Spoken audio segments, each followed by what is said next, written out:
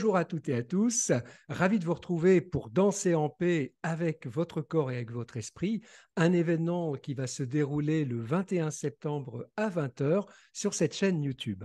Tout au long du mois de septembre, eh bien, je vous présente les merveilleux intervenants et intervenantes qui seront présents pour cette soirée. Et aujourd'hui, eh bien, j'ai l'immense plaisir de recevoir Ghislaine Duboc. Bonjour Ghislaine. Bonjour. Bon, Ghislaine, c'est la deuxième année que tu participes à cet événement pour la paix. Alors, pour ceux qui ne te connaissent pas encore, eh bien, tu es psychosexothérapeute de formation et tu accompagnes depuis plus de 30 ans eh bien, des hommes et des femmes dans ce que tu appelles la vallée des larmes ou parfois aussi sur tout simplement la route qui mène à soi. Pour accompagner ces personnes, tu associes tes perceptions chamaniques à des techniques, on va dire, plus classiques, psychologiques, issues de la culture occidentale. Qu'est-ce qui, dans ton histoire personnelle, justement, t'a fait associer ces différentes pratiques? eh ben, puisqu'on parle du corps et de la danse, je crois que j'ai eu beaucoup de mal à me couper de mon corps.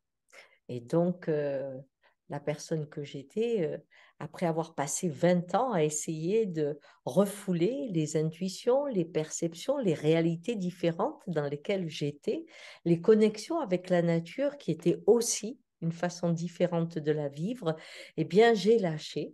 Et en voyageant beaucoup, que ce soit en Colombie, que ce soit au Pérou ou autre, j'ai rencontré des chamans qui peu à peu m'ont dit, mais attends, t'es normal, parce qu'ils faisaient pareil que moi. Et cela a été important parce que j'ai vu la différence qu'il y avait quand on prend la vie à partir de l'esprit, c'est-à-dire on construit une idée qui donne une sensation au corps. Puisqu'on va parler du corps. Si je regarde un film, je peux avoir une peur terrible et mon corps va se figer. Donc, on me raconte des histoires et c'est ce que je faisais. J'avais un personnage qui était donc avec les angoisses du personnage que j'avais développé. Et quand j'ai osé retourner à mon corps, eh bien, ça fait comme quand j'ai mal au ventre, je peux dire, ah, c'est des coups de couteau. Donc, c'est la sensation qui m'amène les images et une autre réalité. Et à partir de là, je me suis dit que j'allais être un pont qui ramène l'individu à son corps pour qu'il rencontre sa réalité et s'exprime dans ce monde avec sa créativité. Voilà. Et donc, c'est ce que je fais parce que je connais bien les mécanismes de l'Occident qui construisent le personnage qui nous emprisonne, en fait, et je peux transmettre, enfin, c'est la vie qui transmet parce que ce que je fais est éphémère, comme une danse. Je fais des rituels qui partent une fois qu'ils sont finis, je les oublie et je ne sais plus comment on les refait. Mais en fait, c'est la vie aux commandes qui réveille cette dynamique de la sensibilité, de l'émotion et surtout de la vibration qui permet de communiquer autrement. Voilà. Alors, tous les jours, quasiment, tu proposes des petites vidéos courtes qui durent entre 2 et 4 minutes. Et alors, j'ai remarqué que très souvent, dans ces vidéos, tu es en marche, tu marches pendant tes vidéos. Alors, je voulais savoir si c'est un processus d'intuition pour toi ou si c'est ton côté hyperactif. Non, c'est que quand je suis en forêt, et je vais marcher tous les matins en forêt, donc ça, c'est ma méditation à moi, et je me suis rendu compte que chaque fois, j'avais une telle ouverture que j'avais plein d'histoires qui descendaient. Alors d'habitude, je les laisse descendre, elles s'en vont, et quand j'arrive à la maison, j'ai tout oublié. Donc il restait rien. Et un jour, mon mari me dit, bah, prends ton téléphone. Quand ça vient, si tu sens que c'est bien, bah, au moins t'enregistres. Bon, alors je lui dis, je le prends, mais je ne pensais pas du tout que j'allais m'en servir. Et en fait, à un moment, j'ai une idée qui vient, je dis, ah ben j'ai le téléphone. Alors je la fais comme ça. Et c'est comme ça qu'est venue, ces derniers temps en tout cas, cette vidéo. Et là, j'ai arrêté un peu de faire ça parce que je me suis rendu compte que je faisais plus après, je faisais la marche pour faire une vidéo. Alors j'ai dit, non, non, moi j'aime que si ça vient, mais j'étais en train de rentrer à nouveau dans un processus. Et ça aussi, si on parle de la danse, c'est important, c'est que nous sommes conditionnés pour répéter le même Mhm. geste, Mhm. au lieu de laisser mourir un geste et en prendre un autre. Là, j'étais en train de recréer un rituel, un conditionnement. Je marche, je fais une vidéo. Et j'ai arrêté automatiquement parce que j'aime trop danser pour faire qu'une pause qu'un geste. Alors, une des pratiques qui est bien connue du chamanisme, c'est la transe, Oui. qui parfois donne lieu à une certaine forme de danse hein, aussi. Alors, je voudrais savoir si c'est un outil que tu utilises et comment tu le mets en place et dans quel but. Alors, la transe, pour un occidental, c'est souvent, il va prendre des psychotropes, parce que ça, c'est ce qu'il connaît le mieux. On a l'habitude de prendre l'alcool et puis d'être un petit peu plus ouvert. Ben, on prend un psychotrope et comme on adore, pas la sensation que ça peut nettoyer, ce que ça amène comme image, c'est ce qui se fait. Tout ça, je ne le fais pas. Ce qui m'intéresse, c'est comment on va à la transe naturellement. Mais pour ça, il ne faut pas avoir peur de son corps. Or, on a peur de son corps. On est constamment en train de penser d'abord ce que c'est qu'une transe. Même dans une musique, hein, on a la techno, par exemple. Si on met la techno, on va taper sur le premier, deuxième et troisième chakra. Mais on ne transmute pas. Donc, on reste dans quelque chose qui est comme ça. Et on a l'impression que comme on a fait bouger tout le côté émotionnel, qu'on est en transe. Non, parce qu'on n'a pas fait la transmutation. Et ce qui est intéressant, par exemple, quand on fait la hutte de sudation, on peut aller en transe si on a déjà travaillé sur cette possibilité de faire, d'être une part de l'ensemble. Du multiple n'est l'unité. Donc, il y a un lâcher-prise parce que aucun regard de l'autre, il n'y en a pas puisque c'est noir, mais aucune présence ne me gêne. Mhm. Et aujourd'hui, il y a tellement eu d'images de trans que souvent on rentre dans une danse connue. On se met dans un état qui est près déjà vu. Alors que je peux être en transe à partir d'un rire très fort. Mhm. Je peux être en transe sur la beauté d'un coucher de soleil. Mhm. La transe, c'est je disparais et je jouis. Ou je laisse rentrer quelque chose qui m'enseigne, mais je me laisse aller. Dans un monde où on est constamment comme ça, il faut vraiment y aller doucement et sans objectif. C'est, par exemple, pour un occidental, la douceur peut amener en transe, bizarrement. Et on voit les gens, ils font non, non, non, non, ça, tu le mets pas en vibration. Non, non, pas ça. Ça, c'est horrible parce que ça pourrait entraîner une ouverture à l'enfant qui se mettra à parler hop, hop, hop, hop, hop, tout Mhm. petit. Mhm. Euh, et j'aime que les choses viennent naturellement. Quand on fait une prière, on est en transe si on prie vraiment, pas si on est mendiant comme ça, si on s'ouvre comme ça. On est dans, voilà, que ta volonté soit faite, il faut une transe pour dire ça. Qui, Mhm. qui ose dire ça hein? Mhm. Parce que si je ne suis pas complètement ouvert, je peux avoir peur que la mort vienne. Quoi venir, je suis ouvert à tout. Quoi que tu m'enlèves, je suis ouvert à tout. C'est une tas de transe. Hein? Et ces schémas-là, on fait beaucoup de spectacles, on aime mettre tout en image. Et moi, j'aime la simplicité parce que c'est intense. Et est-ce que tu te souviens justement de ta toute première expérience de transe? Ah oui, la plus forte. Petite, j'en avais, mais la plus forte que je peux dire qui a changé ma vie. Voilà, c'est une Mhm. transe qui change ma vie. Bien, c'est tout simplement mon fils qui avait 6 ans, ça faisait 1 an et demi qu'on se battait pour son cancer. Le professeur Lemerle m'appelle et me dit, Madame, votre fils, c'est fini. On ne peut plus rien faire, c'est la fin. Pour moi, c'était impossible. Pourquoi?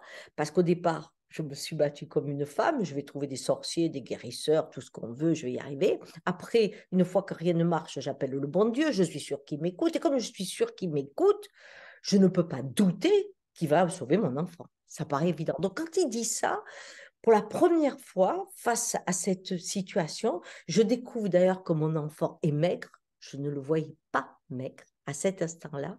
Et quand j'arrive, je dis les phrases, et à nouveau, pensons au film, je dis les phrases Seigneur, et j'étais sûre que le bon Dieu m'écoutait, qu'il était à côté. Seigneur, prends-moi. Et au moment où je dis ça, je dis ah non, non, non, je ne pourrais pas. Je me suis dit, comment tu peux pas donner ta vie pour ton fils?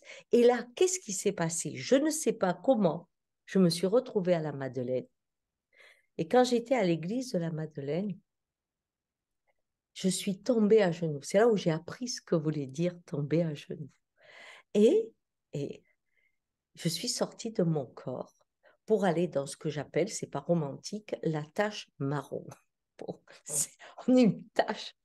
Et cet instant où toutes les questions, toutes les réponses sont en même temps. Et dans cette tache marron, la phrase qui m'a fait revenir, c'est je ne peux pas avoir peur qu'il aille là. Et là, je me suis vue en bas. J'ai eu l'impression de descendre comme dans un entonnoir. J'ai beaucoup vomi. Et après, j'ai dit, ah, si c'est ton fils, c'est pas le mien. Je ne suis que la mère. Aide-moi juste à supporter pour les deux autres. Mais j'avais compris que d'aller là-bas, c'était OK. Il n'y a pas d'amour, j'ai pas de tunnel, j'ai pas tout ça. Hein, mais c'était ça. Et à partir de là, le canal a été ouvert et il m'arrive des fois en groupe, je ne le provoque pas du tout, je ne sais pas les conditions qui sont réunies pour que ça arrive, mais j'ai l'impression de partir au ralenti. Et à ce moment-là, je voyage au-dessus. Bon, heureusement que j'ai toujours une assistante parce que on ne sent plus mon pouls et ça dure assez longtemps. Mais dans ces cas-là, c'est vraiment une façon de rentrer dans une autre dynamique. Donc, je ne me mets pas en transe, la transe vient. Voilà, c'est un peu différent. Et bon, ça se passe comme ça. Et si je suis dans une hutte, il y a des fois, elles viennent d'une certaine façon, des fois, elles viennent d'une autre façon. C'est pas, je n'ai pas de processus de transe. Voilà. Alors, le décès d'un proche, alors à plus forte raison, le décès d'un enfant, c'est vraiment la pire des épreuves. Comment est-ce que on réapprend à danser avec son corps et avec son esprit? Ben, là, on a eu un miracle. C'est-à-dire que suite à cette transe, on a eu un miracle et mon fils a gagné 20 ans de vie. Donc, je l'ai perdu quand il avait 27 ans et il est venu, enfin, ça s'est passé comme un accouchement puisqu'il était dans mes bras et j'ai pu le guider vers la lumière, ce qui était aussi bien, accoucher de cette façon-là aussi. Parce que là, on n'est plus la mère, on devient la vieille femme, celle qui sait qu'on part juste ailleurs. Après, une fois qu'il est décédé, la mère arrive et là, alors, elle crie, elle pleure, bien sûr, elle est dans le désespoir. Et je crois que qu'est-ce qui te ramène à la danse? C'est la conscience de l'amour qu'on a reçu. C'est cette, au fond de cette blessure énorme, naît une ouverture. Et une ouverture qui permet aux larmes d'exister avec le sourire. Il y a quelque chose de très étonnant. Ça ne se passe pas facilement, bien sûr, mais je crois que ce que je suis aujourd'hui, je le dois beaucoup à cette séparation. Et mon fils, quand il était malade, hein, m'avait dit, tu sais, c'est pour toi que je suis malade. Alors j'ai dit, ah non, alors ne me la refais pas parce que ça, je ne peux pas entendre un truc comme ça, je vais devenir fou. Il m'a dit, c'est pour que tu ailles à toi, pour que tu fasses ce que tu sais faire. Et à l'époque, je n'étais pas du tout prête à ce que j'allais faire. Hein. Ce n'était pas du tout ça. Et je ne comprenais rien à ce qu'il me disait. Et c'est peut-être 7 ou 8 ans après sa mort, quand j'ai commencé à, à être capable de m'envoler dans l'amour de la vie, que j'ai retrouvé son sourire et qui m'a dit au cours d'une hutte, maman, pourquoi quand tu penses à moi, tu pleures alors qu'avant, c'était un bonheur? Est-ce que ça ne peut pas toujours être un lien de bonheur quand on se retrouve? Et ça m'a ouvert aussi dans une autre danse de cœur avec l'invisible et lui. Waouh. Alors, tu accompagnes des couples dans leurs difficultés, parfois des difficultés notamment sexuelles. Est-ce que pour toi, c'est un accompagnement qui est plutôt d'ordre psychologique, corporel, les deux à la fois? Comment ça se passe? Bah, en fait, comme je pratique la thérapie et le chamanisme, ça permet d'aller dans le corps et dans l'esprit. Mais la danse du couple, aujourd'hui, est très compliquée, mais vraiment très, très compliquée. C'est un peu comme si on dessinait, on jouait des partitions plutôt que de faire de l'improvisation. Or, en fait, le rapport sexuel est une transe. On en a fait une danse. C'est pas la même chose. Dans une transe, je me perds. On est seul. L'autre, la vibration de l'autre et la sienne crée quelque chose qui m'amène dans un ailleurs. Mais je suis seule. Là, on reste à deux. On pense au désir, on a peur de l'orgasme, on est toujours en train d'augmenter le désir et on ne se rend pas compte que plus je contrôle le désir, plus je veux le monter, moins je me lâche. Donc, bien sûr, je vais avoir des sensations, des excitations, tout le temps du cerveau. Mais les premiers temps, quand deux corps se rencontrent par hasard, c'est-à-dire quand c'est pas la tête qui dit oui, la liste est bonne, il a tel et tel profil, elle a tel et tel truc. Non, quand justement on est étonné de ce corps qui se met à vibrer, le premier rapport sexuel est souvent très étonnant parce qu'il ne correspond pas à ce qu'on fait. Parce que c'est les corps qui sont pris. Mais plus on vit avec l'écran, plus on apprend à jouir à travers l'écran. Beaucoup, maintenant, quand ils jouissent à travers l'écran, peuvent danser à travers un écran, mais quand ils se retrouvent au lit, ils n'ont plus de désir. Mm. Et là, on a un vrai problème. Mm.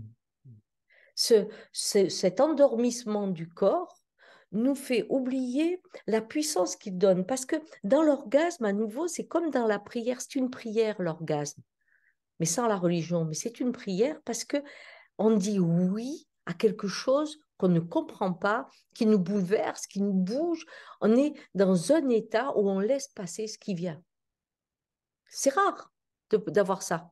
Et ça, c'est vraiment l'endroit où on apprivoise la mort. C'est pour ça qu'on disait une petite mort, parce qu'on apprivoise le lâcher-prise complet.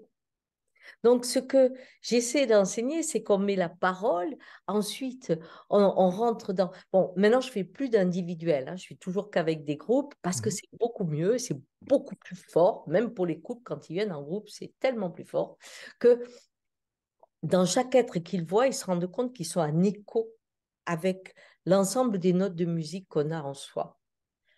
Euh, pour moi, la danse, c'est d'arriver à être conscient qu'on est la feuille qui est portée par le vent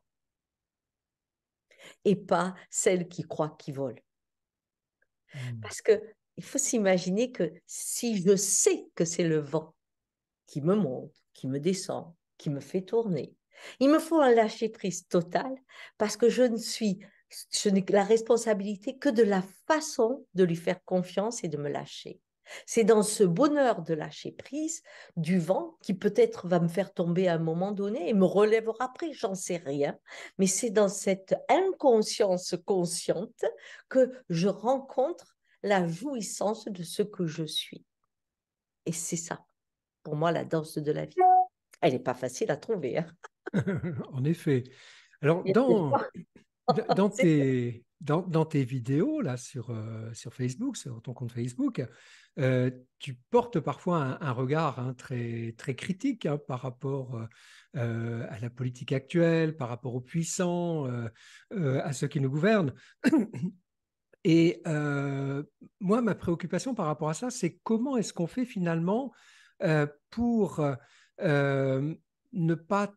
Parce qu'en fait, finalement, quand on danse toujours contre, on finit aussi par nourrir la chose. Donc, comment faire pour trouver cet équilibre, c'est la meilleure danse, justement, pour rééquilibrer tout cela? Bah, je crois qu'on arrive à une période où on va avoir le choix dans, comment dire, qu'est-ce qu'on met dans ce qu'on va vivre.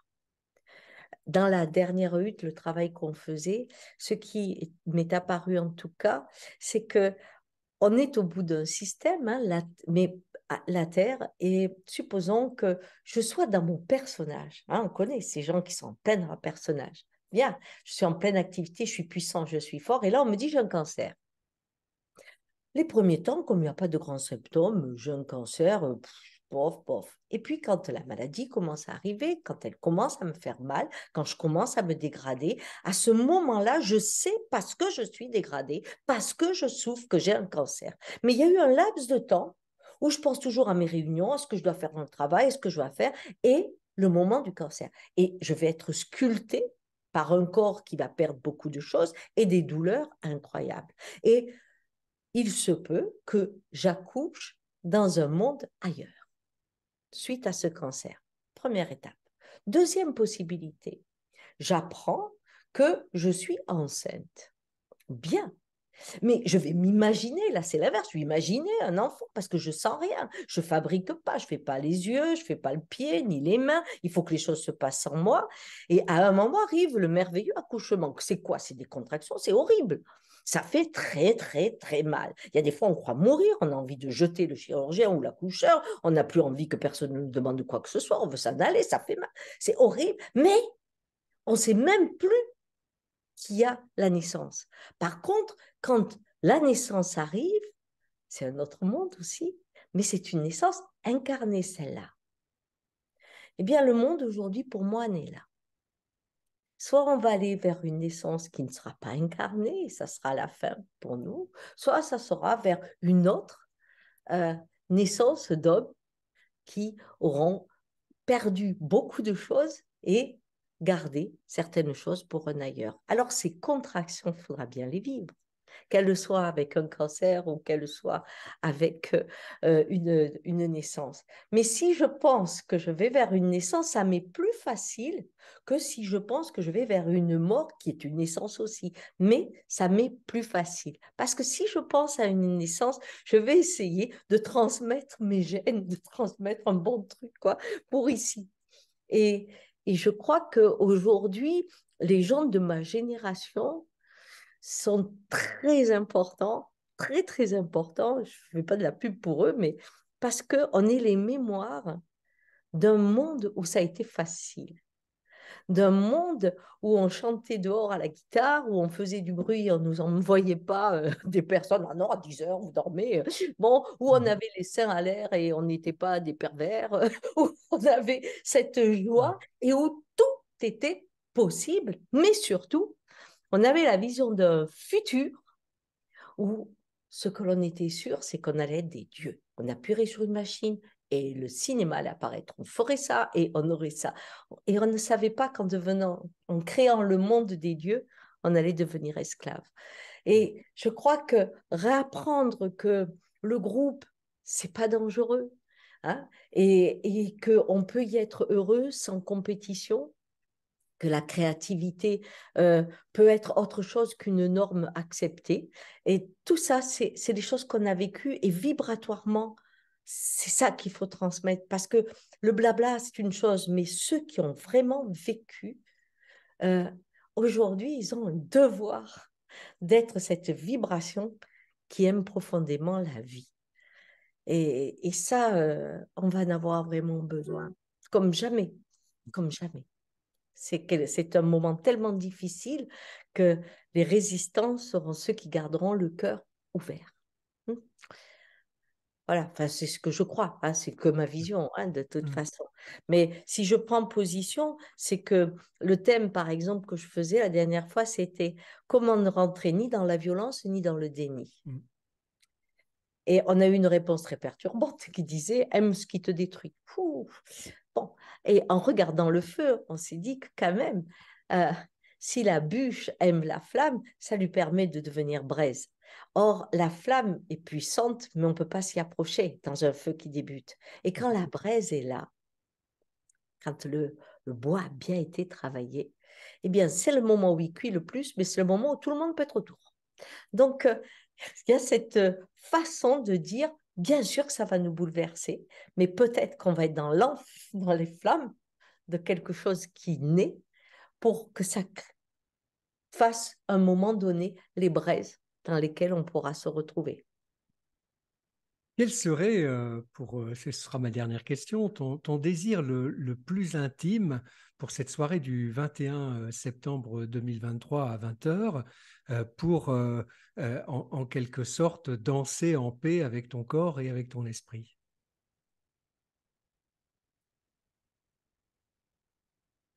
Je crois que plus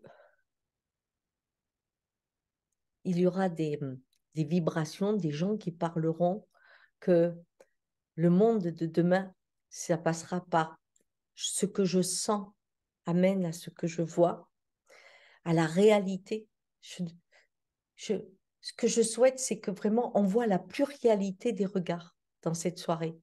Parce que la pire des tendances qui pourrait arriver aujourd'hui, et c'est pour ça que j'aime que tu aies fait cette réunion, parce que c'est une réunion horizontale de multiples regards nés impossible, eh bien, c'est la façon de lutter. Tu me disais comment on fait de lutter au regard de la meute. La meute est faite dans l'amour, même si elle détruit. C'est l'idée que voilà comment devrait être ma rue. Je la mets, les gens seraient comme ça, ils parleraient comme ça. Et on est tous d'accord sur ce fantasme et on détruit tout ce qui pourrait empêcher ce fantasme d'exister et on oublie de regarder ce qu'il y a vraiment dessous. Alors les regards croisés, ça va être quelque chose de plus en plus rare et je crois que c'est pour ça que ça sera une émission extrêmement goûteuse parce que nous sommes d'horizons différents et de perceptions différentes. Donc on est la tribu et on n'est pas la meute. Un très très grand merci Gisèle, c'est vraiment toujours un plaisir d'échanger avec toi. Merci aussi à vous toutes et à vous tous qui avez suivi cette interview. N'hésitez pas à trouver, enfin à regarder nos invités tout au long de ce mois de septembre et puis surtout à nous rejoindre pour cette soirée du 21 septembre 2023 à 20 heures en direct sur cette chaîne YouTube. Et d'ici là, eh bien, je vous invite à danser en paix avec votre corps et avec votre esprit.